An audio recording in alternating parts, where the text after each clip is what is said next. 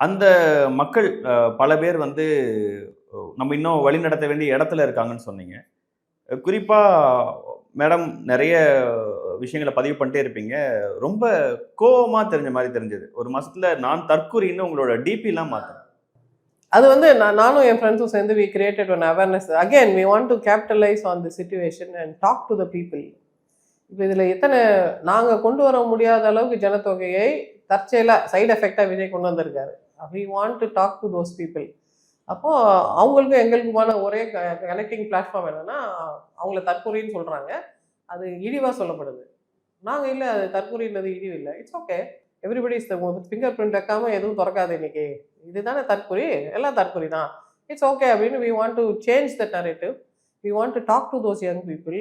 அந்த யங் பீப்புளை அப்லிஃப்ட் பண்ணுறதுக்கு, என்லைட்டன் பண்ணுறதுக்கு என்ன பண்ணணுன்ற பாசிபிலிட்டிஸ் தான் நாங்கள் யோசிச்சுட்டு இருக்கோம், with Vijay or without Vijay.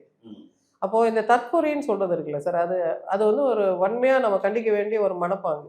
அவங்க யங் பீப்புள் ஒரு 18லேருந்து 20, 30 வரைக்கும் இருக்கிறாங்க. அவங்களுக்கு எல்லாமே தெரிஞ்சிருக்கணும். எனக்கு 30 வயசு வரைக்கும் பெரியாரே தெரியாது. அது என் தப்பு கிடையாது.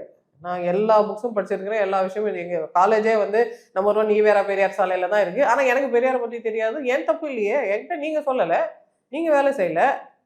பெரியார் எதற்காக அந்த புரொபகேண்டா இயக்கத்தை ஆரம்பித்தாரோ அது அந்த அளவுக்கு எஃபெக்டிவாக இல்லைன்றது தானே உண்மை. அப்போ பெரியார் இயக்கம் ஒழுங்காக வேலை செய்திருந்தா ஒரு தற்கொலை கூட இருந்திருக்கக்கூடாது.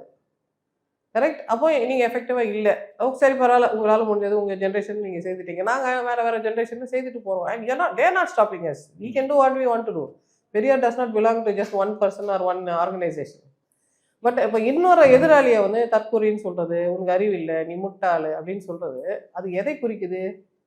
அப்போ எனக்கு வந்து உரிமை இருக்குது, உன்னை என்ன வேணால் சொல்லி உன்னை அசிங்கப்படுத்துவேன். இப்போ என்னை வந்து மனநோயாளின்னு சொல்கிறாங்கல்ல, அது யார் அந்த